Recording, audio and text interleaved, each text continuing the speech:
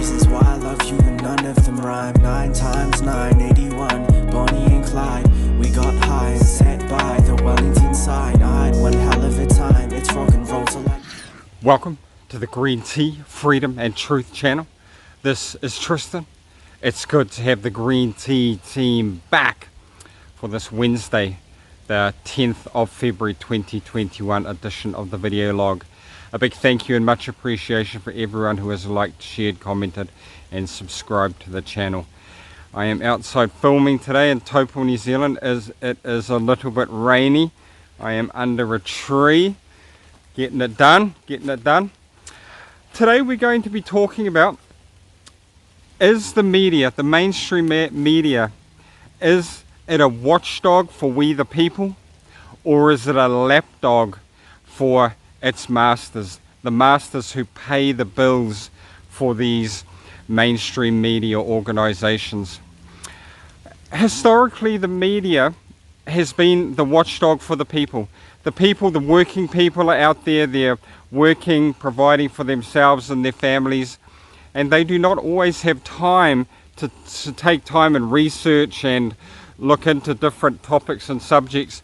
So the media was there as a watchdog to give the heads up for government corruption, political unrest, scandals in business and of an economic nature and this type of thing. But as we are seeing, they are now paid and influenced by governments, so they are no longer the watchdog for we the people. They are not giving us impartial heads up advice about things that are coming, and we see that again and again, especially in the last year or two. They are blatantly disregarding their obligation to be a watchdog for us, and it is up to us to use our common sense, reason and critical thinking to see that this is happening and to disengage from them. When I was in Japan in 2019 and here in New Zealand at Māori maraes and sacred places, there is guardians. You go through the gates to the marae, you go onto a shrine or a temple in Japan, there is guardian animals there. They are always keeping watch for the sacred space. They are protecting that sacred space and just giving the heads up if someone is coming, giving the heads up to keep an eye out for certain things. This is their job. This is their task, to be those guardians, to give the heads up. And our freedom is that sacred space, our freedom of association, our freedom of movement, our freedom of expression and speech, our right to refuse a medical treatment. And when we are looking at the media, let's look at a couple of the things, a few of the things that they have failed completely to give us the heads up on. The first one I'd like to look at is the inaccuracy of the RT-PCR test. Court decides that quarantine in state of alert is illegal.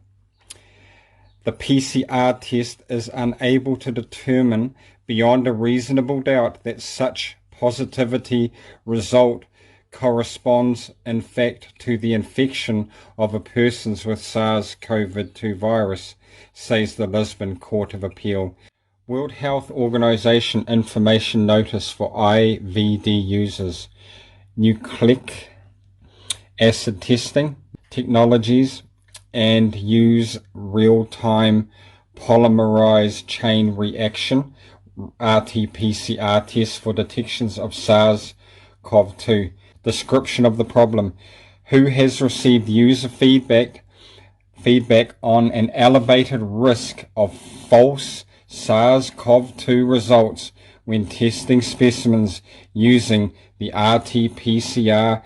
Enjoin the use of case reporting using unreliable testing procedures such as PCR testing without the proper creation of a national standard for PCR tests and a uniform definition of what a case is.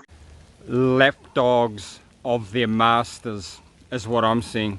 Lapdogs of those who, the governments who pay their money, millions upon millions the New Zealand government has paid to prop up the dinosaur media, the corrupt a biased propaganda arm of the government. Yeah, they are propping them up. Canada's the same, other Western countries are the same. They have lost their way. One of the other key things that the media has, in my opinion, and objectively let us down as in their role as watchdogs for we the people, is the attack on our rights and freedoms. The New Zealand Bill of Rights Act 1990. Canada has the Rights Act. England, all of these Western countries have had their rights attacked. We have the V-Word 19 Health Response Act, which deliberately goes hard against our rights and freedoms. And where is the media sounding the horn that these rights and freedoms are being taken away on the back of data which is inaccurate? Section 11 orders in the New Zealand V-Word 19 Public Health Response Act that require compliance with any measure or impose prohibitions that contribute or are likely to contribute to the preventing the risk of the outbreak or spread of the V-word. Be isolated or quarantined in any specific place or in any specific way.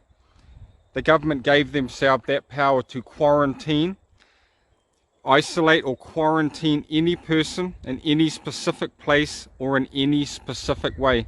Point 8 in the V-Word 19, Section 11, report and undergo a medical examination or test of any kind at any place or time. That bill directly goes against our New Zealand Bill of Rights Act 1990, our freedom of movement, freedom of association, freedom to refuse a medical treatment, freedom, right to due legal process. They can force you to take a test which is inaccurate and flawed. Then they can mandatorily quarantine you and take away your freedom and right and imprison you in a V-Word 19 detention camp. This is in the books. They have that right. And governments around the world are being prosecuted, are under lawsuits are being filed. Where is the media letting us know how these cases are going? Are we hearing anything about the people standing up against tyranny, fighting for freedom? This corona crisis, according to all we know today, must be renamed a corona scandal. And those responsible for it must be criminally prosecuted and sued for civil damages. On a political level, everything must be done to make sure that no one will ever again be in a position of such power as to be able to defraud humanity or to attempt to manipulate us with their corrupt agendas.